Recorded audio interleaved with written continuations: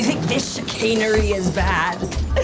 Who talks like that? Never claimed to be good at this. On that we can agree. He had a breakdown in court. It's in the transcript. It's time to break down another Better Call Saul episode in order. Could this contain the moment Jimmy truly becomes Saul? We'll talk about it along with 59 details you might not know in Season 3, Episode 7. Expenses. We start with an extreme version of quadrant framing like we've seen several times before, although it quickly gets filled in with this lineup of unfamiliar faces. Whenever Thomas Schnauz directs, as he does here, he tries to start the episode with a compelling shot. With this episode, Jimmy/Saul has now appeared in 63 Breaking Bad universe episodes, surpassing the 62 with Walter White. And if you count my Slippin' Jimmy video, this is my 90th Hidden Details video.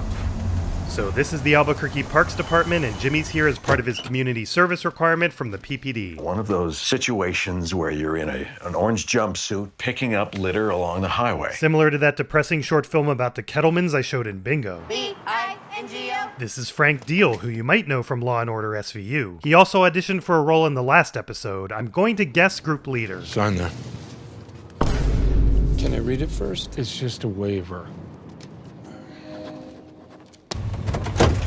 There are some continuity errors with this guy, and maybe he intentionally removed his watch in the van, but then his bracelet also disappears. This is apparently a very nice spot along the Paseo del Bosque Trail right here. The show added all the garbage and graffiti. I think this one says Hornet. This was one of the last scenes they shot quite a bit later than the rest of the episode. Most of it was filmed right before Christmas, but this scene and a later restaurant scene were filmed after the holiday break in January. Ronnie! Good morning, Saul Goodman Productions. Our rates are... They used a drone for 2 aerial shots, this time done by a company in Albuquerque called Flight Cam. That was one of our trucks. Our usual rate is 1 commercial, 1 airing, $850. He listened to me. Today, we have a one-time special, our elite package, 7 commercials, 7 airings, $4,600. Now that Jimmy's commercial has aired once, he has 8 slots left, although 1 is already accounted for, which we'll see in a bit. Hello. So you keep putting me on hold. 2 months ago, I paid for a full year, but I'm not going to be a lawyer for the next 12 months. I'm not practicing, so I don't need malpractice insurance, and I'd like to speak to someone about a refund. Don't put me on hold again, please. Hello? They also filmed Jimmy yelling at camera guy over the phone, but cut it for time. Wait a minute, this says 30 minutes. Yep. We were out here for 4 hours. You were on your phone. You know the rules when you signed up. I collected more garbage than anybody out here. Maybe. He's showing off with 2 bags, but they do seem less full than other people's. But none of that matters. This is about following someone else's rules, something that doesn't come naturally to Jimmy. Think of community service as your jail time. They did make it seem like a prisoner lineup at the beginning. We're out here for the good of the great city of Albuquerque. You're not our lord and master. Am I right? Dude, are you gonna get in the van or what? 30 minutes, that's not right. You could do better than that. We could make it 0.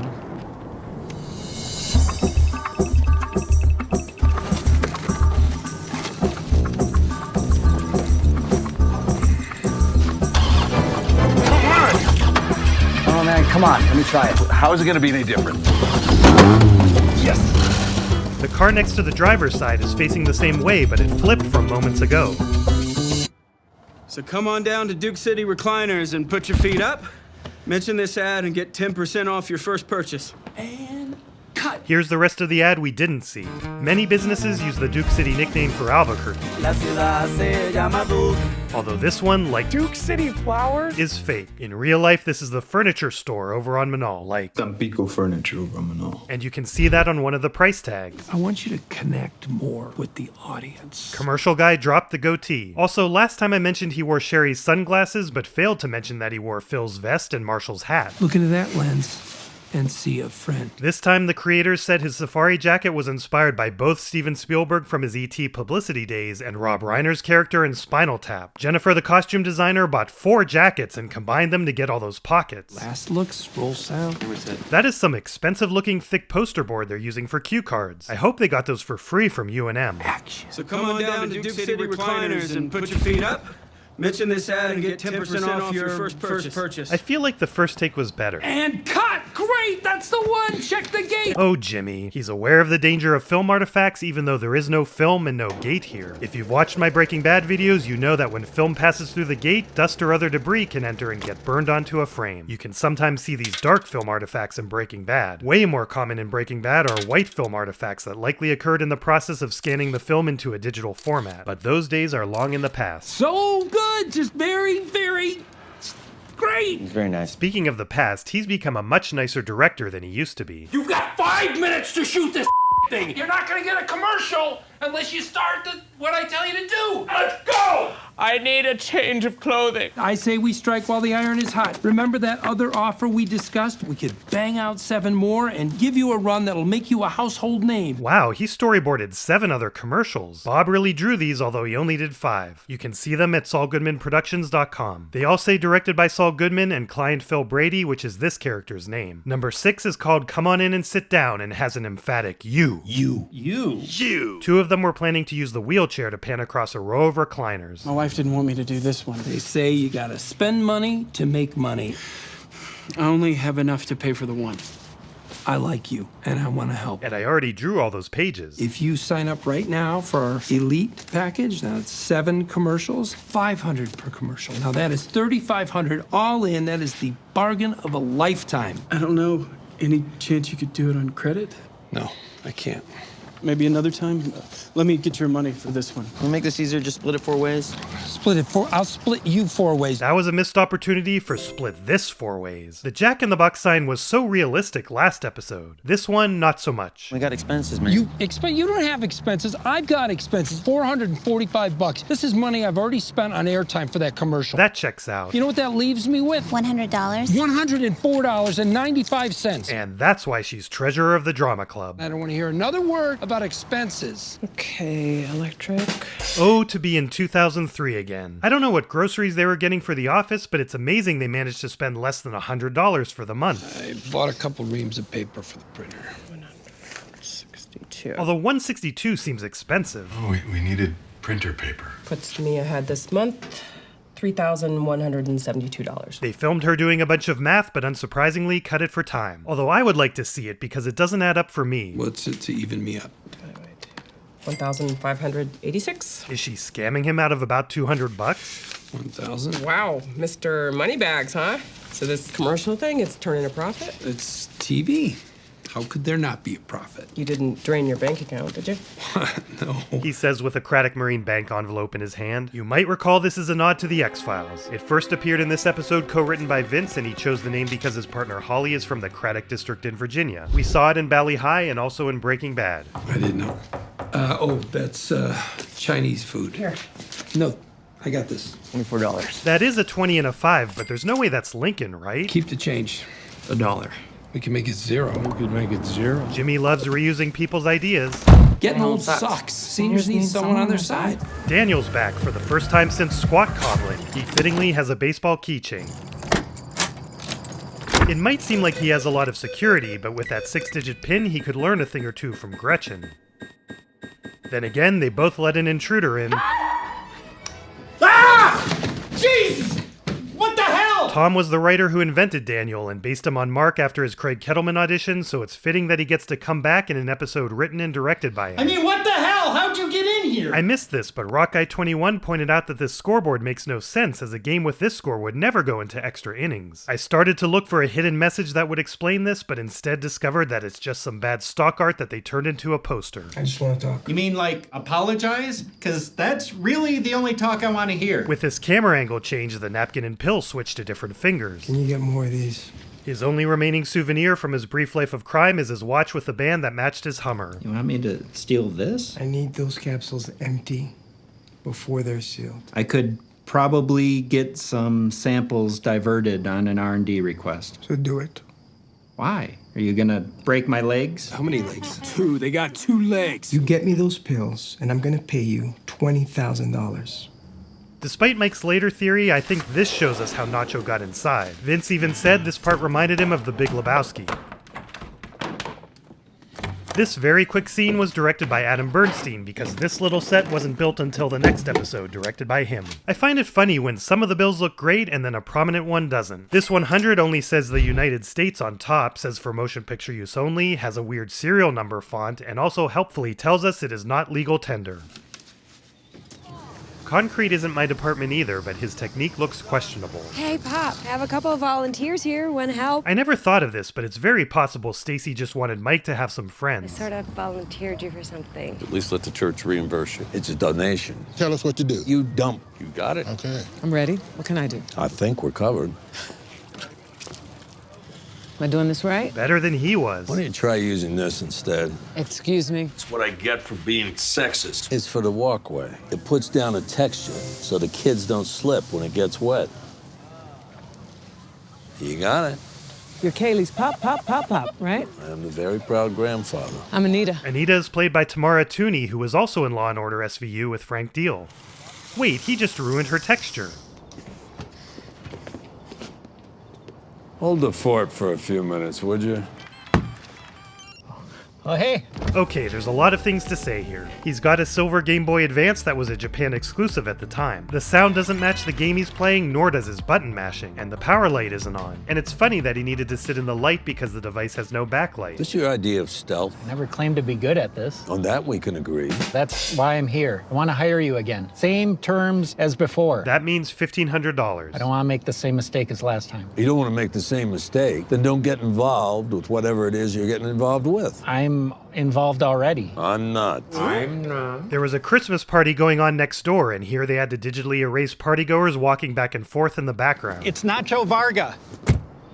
He broke into my house. He got past my security system. I have no idea how. All you had to do was unplug your phone lines. Back then, that was often true, and the alarm would still seem active but not report anything. What do you want? Empty Lydrostel capsules. Again, that's controlled release nitroglycerin rather than the immediate release Hector seems to experience. Tell him you can't get what he needs. The shipment gets here in 2 days. He knows. Make up an excuse. Fine, 3,000. I'm not interested, and you find a way out of it. But not interested. Mike has an idea what Nacho's planning, as he did see Hector take pills, and he promised Gus to stop messing with Hector.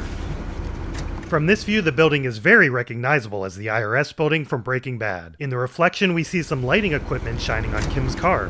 I feel like we see and hear Kim take the keys out of the ignition.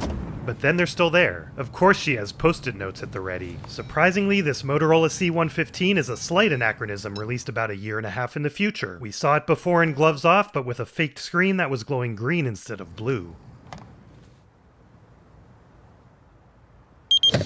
That jump cut after the lull is such an effective way to depict waking up. They made the alarm as loud as they legally could and did the same with the truck passing by earlier. I admitted I had concerns, so I read the transcripts. It was amazing. You destroyed him. I'm not crazy. It's 1216, one after Magna Carta. You think this chicanery is bad? Who talks like that? Okay, Ms. Baroque, calm down. I'm noticing Paige has a preference for plum. In chicanery, it was a plum top under her jacket, and now it's her jacket that's plum. You will have to raise your loan numbers. That can't be right. The FDIC requirements in Utah are different. 96%? Is it really that high? 96%. I'm proud of that figure. It's a hard-earned figure. I think we're gonna need to check that. That number seems way off. The numbers are right. I checked. I double-checked. As if I could ever make such a mistake. But you can review the guidelines if you want. Right here. You're gonna check them, or can we move on? Can we continue, or you got any more burning questions? Kim, I know you're way too tired, but remember what happened to the last lawyer with an attitude. You are mistaken. Of course, if it's 96, it's 96. That was unprofessional. Don't worry. It's not a problem. No, I'm sorry. There's no excuse for talking to you like that. I know how hard you've been working on this. Please, I've forgotten about it already. You should too. Paige's watch says 10:30, so they've been doing this for an hour and a half based on Kim's watch saying 8:50 in the car. That's yet another factor for why she'd snap. And it's obvious what they did to Chuck is weighing on her. As far as I'm concerned, all we did was tear down a sick man. Ray was also sick throughout this episode, and this was her sickest day, as you can see with the outtakes at the end. Wow.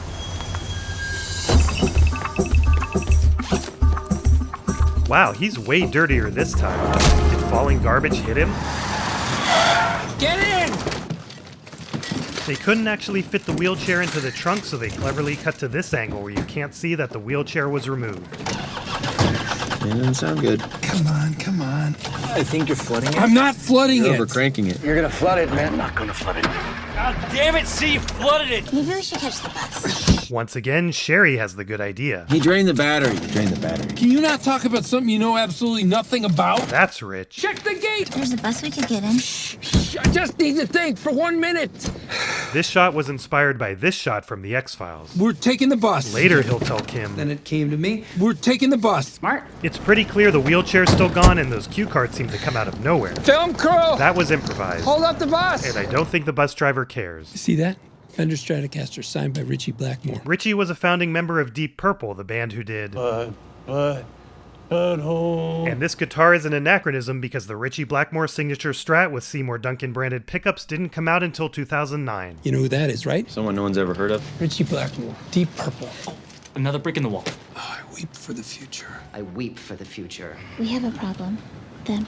We hate to do this to you, but we're having second thoughts. Yeah. These are real-life twins like the Skateboard Twins. They're a comedy duo known as the Sklar Brothers. In college, they originally planned to become lawyers. I get it. That's just nerves, just stage fright. With the magic of editing, we're gonna make you guys look like James Garner and Mariette Hartley. These two actors starred in Polaroid commercials together in the 70s and 80s. How do you know what they want for Christmas? I even know who's been good and who's been bad. It seems like too much money for not a whole lot of return. This is about brand awareness. From now on, when people think guitars, they're gonna think ABQ In Tune. DeanGuitars.com did exist back then, but I don't think it would be displayed so prominently on their boxes. What about the time slot? I mean, Murder, She Wrote repeats? Come on. Grandmas love buying the gift of music for little Johnny and Sally and Skip. As it happens, today only, I can offer 50% off. 50% off. I'm sorry, but we can't. Not today, guys. Don't do that. Guys, free. Oof. I'll shoot the spot for free. For free. And I'll put it on the air. He has to pay the film crew $300 whether they make the commercial or not, so his desperation here makes sense. And he spent time on all these cue cards. Here's what was on many of them. He's acting like he charges extra for puns. But when you see more traffic coming through here, and you will, we do the other spots for the original rate. Okay, now how can you say no? I guess we can't. That's the best decision you're gonna make, the best. This fake credit card has a Vista logo instead of Visa. And I know I've seen this card before in Breaking Bad or Better Call Saul, so let me know if you know where. This is hard to watch. Even Marshall feels guilty. Now that sign looks real, but still temporary. The real name of this music store is Music Go Round, which is also over on Manal. Come on, guys, there shouldn't be an apostrophe there. You gonna catch the bus, Mr. McGill? I just need to sit. If Jimmy's truly desperate, he could try to cash that check they got from Dale. Mr. McGill. Tom compared this moment to the famous Coke commercial with Mean Joe Green. Want my Coke?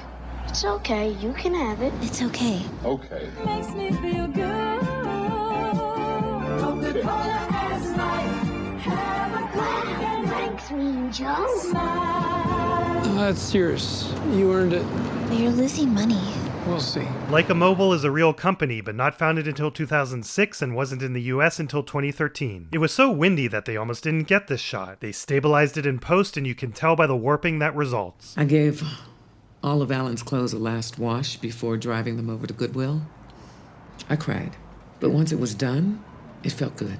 I just don't remember this much homework when I was Karen's age. Most of it's just busy work. Fair warning, the coffee's not all that. I really don't mean to pry. Let me guess, you have another construction job you need my help on. No, but if I do, you'll be the first person I call. Alan loved to hike. He went hiking in Gila National and never came back.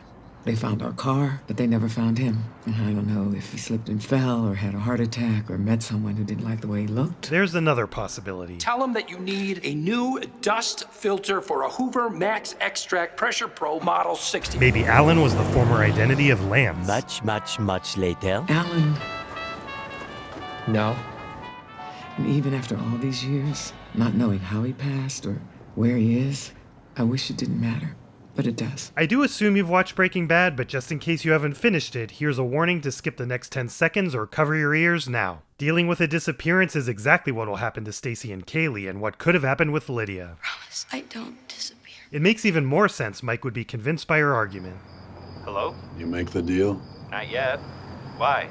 I'm in. Anita's story changed Mike's mind, and Tom Schnauz has a very good reason why, but it's never clearly explained in the show. I'll spell it out in the next episode.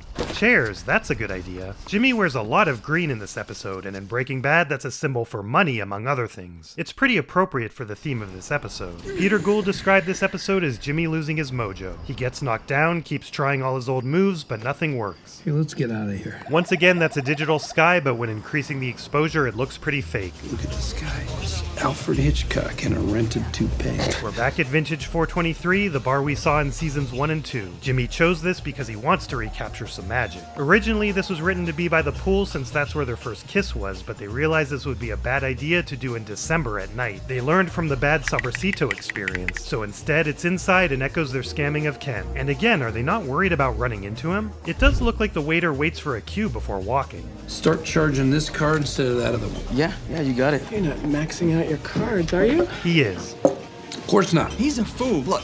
Wait, this guy over here. I got every dollar. He wants everyone to know what a big spender he is. We are here to meet a celebrity. Kevin Costner. I will go stand in that corner. You point me out. What? What? You don't look like Kevin Costner. I look exactly like Kevin Costner. Kim needs a few more drinks, then she'll see it. Tom was the writer responsible for the original Kevin Costner comparison in Breaking Bad as well. People are always coming up to me saying they love me in Bull Durham. Never happened. Always. No, not one. Hey, what is this? Dirty martini? No, this is a $14 glass of puke. Why don't you get that idiot look off your face and get me another one? That guy. Said anything about gin? How do we get him? Well, I want vodka. He is wrong, as a martini is traditionally made out of gin, and like James Bond, you should specify a vodka martini if that's what you want. The trick with the coin you told me about? We saw that in Marco. No, that guy's a real asshole. I'm gonna sell him a worthless credit card for $5,000. I'll act good and drunk, and he'll think I'm a loser and try to steal you away. Let him know you're trying to roll me. He'll want in. Tom confirmed that Jimmy's thinking about Chuck here. We're not actually doing this, right? Remember, Jimmy. Keep Victor with a K on lockdown? It's not a problem, Giselle. We're just talking. Yeah. This time, the magic isn't working as they're not on the same wavelength. Just talking. Tom said this dynamic was inspired by the 2 lobster scenes in Annie Hall. You're a grown man, you know how to pick up a lobster. Besides being full of self-loathing and wanting to spread the misery, he's desperate to scam someone since it turned things around in the past. Was there another way? Chuck, is that what you're talking about? Everything that happened was his own fault. Everything. He is not worth thinking about. Jimmy's just not worth it. She feels guilty about Chuck and doesn't like that Jimmy clearly doesn't. And just like in Switch, this shot was inspired by this minute-long shot of quiet contemplation in One Flew Over the Cuckoo's Nest, a scene that lives rent-free in Tom's head. How about that one? We could get him to invest in some of Giselle St. Clair's land in South Africa. Definitely. Mining rights would be all his. Really? He called me for obvious reasons. I'm not here to rip him off. I need to know what you're planning. I know they're for Salamanca. How are you gonna make the switch? Hector keeps the pills in his coat pocket. When he hangs up his coat, I'll make the switch. How are you gonna stop them from finding out it was you? Are you trying to tell me not to do this? Just want to make sure you know what you're getting into. I've got no choice. Hector wants to use my dad's business. He won't stand for it, which means he goes to the police, which means he's a dead man. You get caught, it could get worse. You don't think I know who I'm dealing with? No, I don't. Unlike Nacho, Mike knows another guy's looking to prevent people from killing Hector. Checking Nacho's gas cap was a late addition to the script and a great way to tie this to the events of episodes 1 and 2. Now, if you manage to pull this off and switch those pills, then switch them back. In other words, be like Jimmy. You gonna let us make this deal? I'm gonna need one more thing from you. This is why Mike changed his mind, but we'll have to wait to see more in the next episode. Unrelated, skip the next 10 seconds to avoid a Better Call Saul spoiler in 3, 2, 1. This was the 4th and final appearance of Daniel Wormel. Tom confirmed he is Laser Tag Danny from Breaking Bad, and they wanted to show that but never found a way to organically do it in the final Better Call Saul season. Miss Balgo will see you now. Do you have your policy number? No. Can you just look up my name? McGill? Charles McGill of Hamlin McGill? No, that's my brother. I'm Jimmy, solo practitioner. There you are. Looks like you're all paid up through the year. This office was right next to the studios, so if the camera were higher, you'd see where the cousins bought the guns in 1 minute, where Mike hung the shoes, and the site of a fake oil field we'll see in a couple episodes. Through a series of unfortunate events, My license has been suspended. Yes, I see that here. I was hoping I could get a refund for the time that I won't be a lawyer. I'm sorry, Mr. McGill. It doesn't work like that. If one of your clients decides they want to bring a suit against you, this continues your coverage. What about we put the insurance on hold? If someone were to try to sue me, which they won't, then we just kick that old policy back into gear. What? That's not how insurance works. There are rules preventing us from stopping and starting coverage. And I regret to inform you that when your license is reinstated next year, because of the suspension, your premiums are going to go up. I feel like you didn't need to mention that right now. Considerably. How considerably? Roughly 150%. Mr. McGill? Oh. I'm sorry. Like usual, and like Chuck, he's able to tap into real emotion, but for manipulative reasons. I'm getting run out on this community service. My car won't start. My gal is disappointed in me. And I feel like my gal is the point where it becomes clear he's being manipulative. Bob thinks Jimmy only got the idea as soon as he says, My brother is sick and he's alone. He's the only family I got left, and he hates me. Tom believes his breakdown and crying is real, and the plan forms as he's crying. Although the episode's board indicates it was all an act. Is this your brother Charles? He's mentally ill. He's making mistakes with his clients. He's mixing up numbers on important documents. He had a complete mental breakdown at the bar hearing. He had a breakdown in court? It's in the transcripts. If he screws up with one more big client, it's just gonna destroy him. Don't write. No, don't write. I love Jimmy's alligator arms here. Almost. I got this. Thanks, Dennis. I'm gonna go. You're not gonna do anything, are you? I wouldn't worry about it. Just forget. I appreciate one theory that Jimmy planned this all along, and that's why he only said McGill to force the agent to make the connection to Chuck. But I believe the truth is that they only did that to tell the audience that Jimmy and Chuck use the same insurance. In Jimmy's mind, Chuck could be taking away his ability to be a lawyer due to the expensive premiums, so he'll return the favor. It is interesting to contrast Jimmy's reluctant hurting of Chuck and chicanery to this. Bob believes that a key difference between Jimmy and Saul is that Saul's fully aware of the damage his schemes do to others and doesn't care. He chooses to be mercenary about life, so this could be one of the key first moments that he embodies Saul. Ray also sees it here. You know, she's gonna hate you when this is over. Yep. And here. One interesting aspect of this episode is that it revolves around 3 characters who never appear: Chuck, Hector, and Gus. They're looming large over Jimmy, Kim, and Mike. Congratulations and thanks to the new 1-year members! Basil, Wifesex Gaming, Erky Jokinen, Jiggy Calzone, Engel, Ice Cafefe, Raphael Reyes, Michael Packard, Kethal Lacey, Family Guy Fan 15, JKU, Austin Shannon, Dot Billy, Ren G, Dr. Beans, The Sean, Vodka Spliff, Jay Canuck, MW, David Mason, J Rabbit Banana Hoovy, Dejected Angel, Slop Sock, Tap Shoes, Sunrise Quanis, The Phantom Rocket, Banana Bro, Paco, Hutch the Lynx, Motrix, Daniel Duke, Kirby, Tanger, Affendede, T1A, Holy Skittles, Fergus, Crawls, Guy Incognito, Arthur Clayton, Damian Dotson, Nathan Farrell, Skim Milk 2014, Zananer, Nexazel, Javs, Manny, The Channel 32, Kennedy, and Quack and Kate. And to the new 6-month members! The Cole 1988, Mr. Dominic, Travis Camilleri, Clement Des, Lily's Grimoire, Birdie Rousser, Timekiller 001, Felis Bus, Nick, Titicus, Chicken Wing 11, Omar Allure, Woodbees, Pray Like Aretha Franklin, Illusio, Opium Dan, Randy, Molten Ice, Triforce Wielder, Minning Gung, Judges Row, Crazy Gamer Inc., Stacey, Toxic Mist, Man of Hoth, Zachary C., Swimma, Cowboy Luffy, GWF Animations, Alex Carter, The Movie Sequel Dude 49, Saul Cushman, Riley McDowell, Alex Barco, Crazy Gopher, Potato Man, Blempy, Ianicorn, Yonomo, Kyle the Judge, Lone Demon, Franco Ezequiel Planazio, Big Boss, Roof Pizza, Simple Simon the Ass Man, H, Finn Negrello, and Arthur Formiga. Next time, we see Slippin' Jimmy in action. Literally. Fuck you! Want to get another one? Does it look like I have my feet on this table, Thomas? I don't want to look like I have my feet on this table. It's too disrespectful. And it is an acquisition.